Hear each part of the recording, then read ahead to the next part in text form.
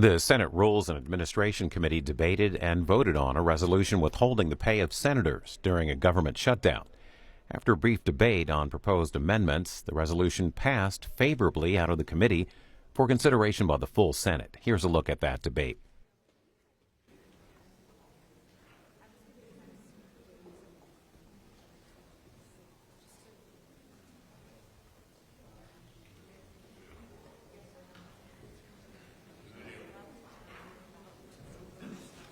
The Committee on Rules and Administration will come to order. Today our committee meets to consider Senate Resolution 526, which is based on a simple idea. If Congress can't keep the lights on, the United States Senate shouldn't expect to be paid as usual. And the federal government grinds to a halt, but elected officials continue to collect full salaries without interruption. The American people are right to be frustrated. This resolution, authored by Senator Kennedy, is an attempt to address that disconnect. It would set up a clear process after the next general election. In the event of a government shutdown, senators would see their pay withheld and released only after the government reopens. Now, let me say at the outset, this resolution does not absolve us from doing our job. The best way to avoid shutdowns is and has always been to pass a full-year appropriations bill on time. Shutdowns happen because we fail to uphold our responsibility and accountability matters. So I appreciate Senator Kennedy offering this resolution. It's straightforward and it reflects the basic reality that Congress failures have wide-ranging consequences. With that, I now recognize my colleague, Senator Padilla. Thank you, Mr. Chairman. Good to see you and all of our colleagues here as folks continue to trickle in. This committee has a unique charge of upholding the Senate's traditions and procedures with the purpose of helping the Senate as a body function on a bipartisan basis. And it's in that spirit that I want to thank you, Mr. Chairman, Senator Kennedy, and your staffs for your willingness to work with us to address some of the significant concerns that we had with the original version of this resolution. Now, the version of the resolution before us today that we're considering today does reflect changes that we requested, as well as changes that were requested by the Secretary of the Senate in order to reduce the legal, constitutional, and operational issues with the original resolution. And because of those changes, I will be recommending that we vote in favor of sending this resolution out of committee and to the full Senate for further consideration. But before we do that, I do want to briefly raise a couple of points that I think the full Senate should consider and address before final adoption. First, I believe that we should treat members of the House and the members of the Senate in the same way. Under the Senate rules, legislation to do that would be referred to the Homeland Security and Government Affairs Committee.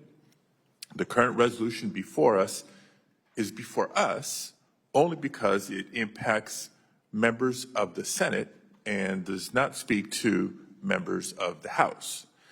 But by doing so, it would place the Senate on unequal footing with the House and potentially adversely complicate shutdown negotiations in the future. Second, I appreciate the key changes to take into account the 27th Amendment of the Constitution. And I'll quote, "No law varying the compensation for the services of the senators and representatives shall take effect until an election of representatives shall have intervened." I know it's been partly addressed here, but it's also true that the Constitution also says that member pay is to be set by law. Yet Senate Resolution 526 is just that. It's a resolution without the force of law. So as a result, I do think the Senate must have additional conversations following today's vote to ensure that this effort is done in a way that the Senate is able to constitutionally and legally implement. Again, I thank the chairman and Senator Kennedy's good faith work on this resolution.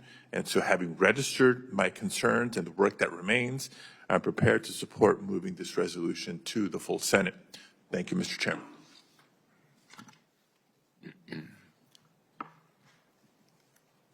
Thank you, Senator Padilla.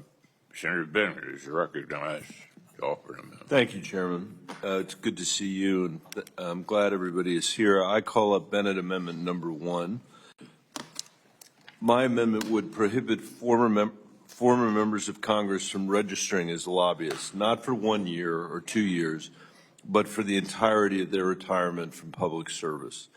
This amendment addresses a serious problem in our democracy, the buying and selling of influence, and this is not a new problem. I first introduced this legislation in 2010.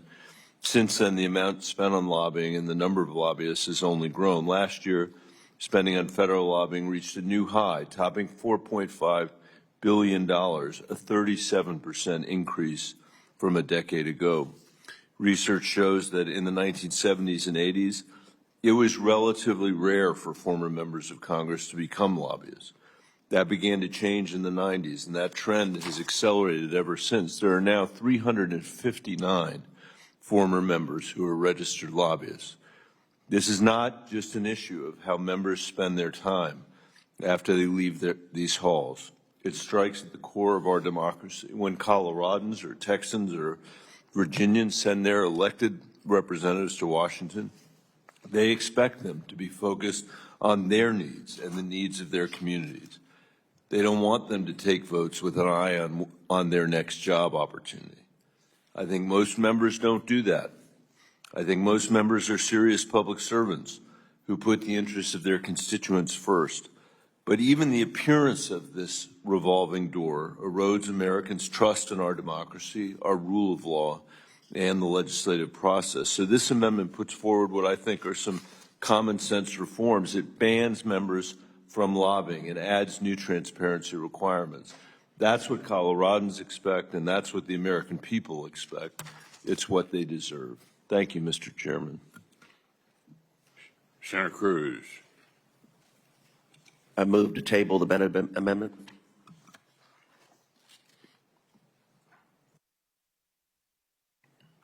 The question is on the motion to table Senator Bennett's amendment. All those in favor say aye. All opposed, nay. The ayes appear to have it. Senator Bennett's amendment is tabled. Senator Ossoff is recognized to offer an amendment. Thank you, Mr. Chairman, and thank you to the chair and ranking member for convening us today. I call up my amendment, Ossoff 3. And folks, we have a problem, which is that members of Congress are playing the stock market while sitting in office, buying and selling shares of publicly traded stock while making decisions how to regulate those companies, while privy to confidential corporate information, while privy to confidential national security information. And it is so corrosive to public trust in this institution. The American people expect their elected representatives to put the public interest first, not our private financial interest. And yet time and again, we hear about members of Congress in both political parties trading stocks like that's their day job, rather than representing the constituents who should be our highest priority. This is not controversial among the American public. Overwhelming majorities of Democrats, independents, Republicans want to ban stock trading by members of Congress. And we've made a lot of progress in the Senate in the last couple of years building a bipartisan coalition to ban it. In fact, legislation that Senator Merkley and I have worked on with bipartisan colleagues in the Homeland Security Committee passed out of that committee for the first time with bipartisan support to ban stock trading by members of Congress. That bill still hasn't been brought to the floor, and we all know that there are private conversations with members going to folks in leadership saying they don't want it to come to the floor. We need to get this done. We have the opportunity right now in this committee to send a powerful message to the American people that we take seriously their deep concern and their justified concern about ethics in the United States Congress. My amendment is very simple. In a year's time, stock trading by senators is prohibited under Senate rules. The text of this, the assets that are covered, are all drawn from the painstakingly negotiated bipartisan legislation that's been agreed by the Homeland Security Committee. This will force us, by a date certain, to finish the job of advancing that legislation. This will give the American people confidence that we understand and we accept our job is not to enrich ourselves. Our job is to advance the flourishing and prosperity and health of our constituents. So I understand that there may be some parliamentary effort to avoid a vote on this. I know that there are senators who don't want to take a vote on this. But before we do that, Mr. Chairman, why don't we see this as an opportunity? What a great day this would be if, instead of continuing to evade this question, stock trading by senators, this committee, with its reputation for excellence, came together across the aisle and passed this amendment. Ban stock trading by United States senators. Do the right thing. I urge a yes vote. Thank you, Mr. Chairman. Senator Merkley. Thank you very much, Mr. Chairman. I second the motion of my colleague from Georgia. And if there is a motion to table, is that motion debatable? In other words, can we give everyone an opportunity to express their views before this issue is tabled? No, it's not debatable. It is not debatable. It's not debatable. Then I would ask my colleagues, if somebody's thinking about tabling this motion, can you just wait until everyone who wants to express themselves on this has had a chance to do so? It'd be a courtesy to extend. And I do think that courtesy is important because this issue is important. We all have a collective interest in Americans seeing that we act with integrity, that is not corrupted by our concern about our pocketbook over the public interest. And there is no way, if you have a huge portfolio concentrated in a particular area, or you have a specific stock that would be affected by legislation, there isn't a voice in your head recognizing that and perhaps exercising some influence over how you might act. If you have a huge renewable energy portfolio, then maybe tax credits for renewable energy pass into your mind as, pretty good idea for my investments. If you have a huge inventory of bank stocks, or maybe you have fossil stocks, or who knows what, that should never be a voice that influences us. And this straightforward amendment for ourselves and our spouses is in the interest of this Senate serving the American people. We are at a time when the public opinion of the work we do in Congress is incredibly low. And every few months there is an article, I saw one just this last week, about stock trades that occurred before an important public action was taken, and the public goes, there it goes again. Why can't they serve the public? So I would encourage us to take this up. I do recognize that this is not legislation that will affect the House.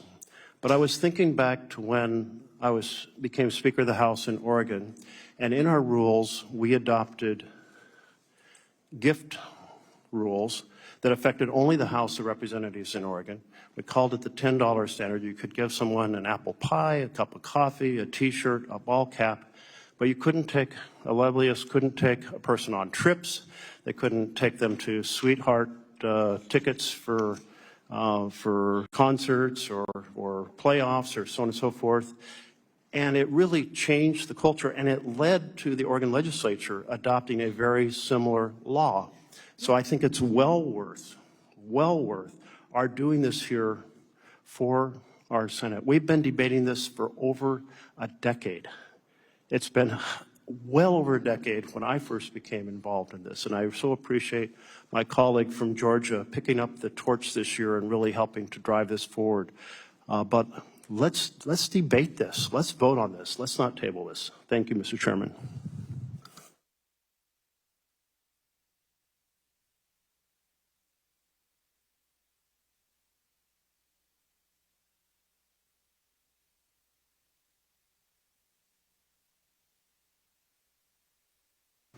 Committee that amendments must be related to the matter under consideration, which is consistent with Committee Rule 4. Your amendment is not related to member pay during a government shutdown. As a result, the amendment falls. Mr. Chairman, I appeal the ruling of the chair. Is there a motion to table the appeal? Mr. Chairman, since Senator Ossoff has appealed the ruling of the chair, I would offer an amendment that, or I would move that we table his amendment. Is the motion to table the amendment or to table the appeal? Table the amendment. The appeal, I'm sorry. Table the appeal. Well, an aye vote supports the ruling of the chair. All those opposed say nay. Nay. Nay. In the opinion of the chair, the ayes have it. The ruling Chairman, of the chair. I ask for a recorded vote.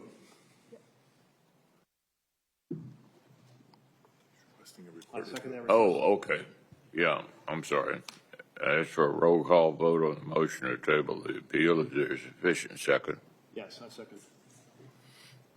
It appears that a third of the members present demand a roll call vote. Will the clerk call the roll?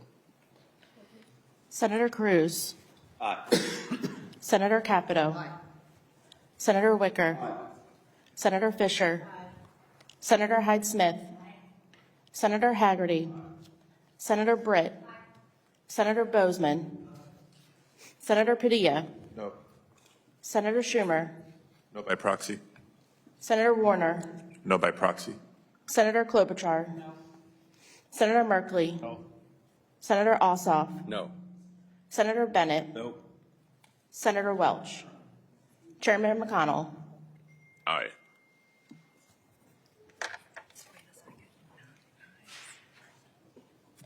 The ayes are 9, the noes are 8. Is there further debate on the We gotta do this first. on this motion to table Senator Ossoff's appeal? The ayes are 9 and the nays are 8. The motion to table is agreed to.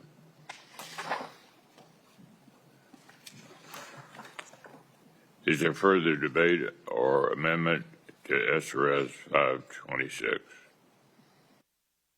Hearing none, the question is on ordering the resolution favorably reported. A reporting quorum is present. All those in favor say aye. Aye. Aye. All those opposed, nay. In the opinion of the chair, the ayes have it. S.Res. 526 is favorably reported.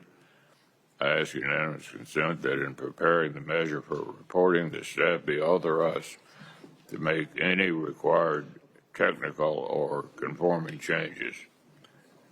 Thank you, everyone. Without objection, the committee stands adjourned.